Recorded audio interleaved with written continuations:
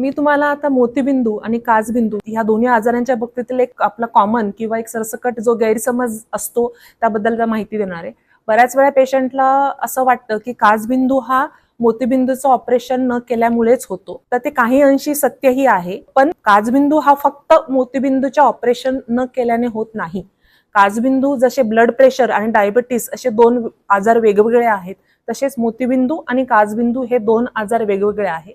काचबिंदूची 10 कारणं आहेत, त्याच्यापैकी एक कारण आपण म्हणूयात की मोतीबिंदूचे ऑपरेशन जर योग्य वेळेत केले नाही आणि मोतीबिंदू खूप जास्त पिकल्यानंतर तो डोळ्याचा दाब वाढवतो आणि त्याच्यामुळे काचबिंदू होतो.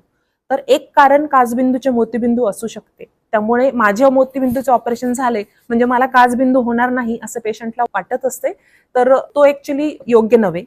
आणि जर मोतीबिंदू आणि काचबिंदू सोबत असतील तर आपण डोळ्याचा जर दाब वाढलेला असेल तर डोळ्यामध्ये आपण काचबिंदूचे आय ड्रॉप सुरू करतो. जर गरज भासल्यास डोळ्याचे लेझर करतो.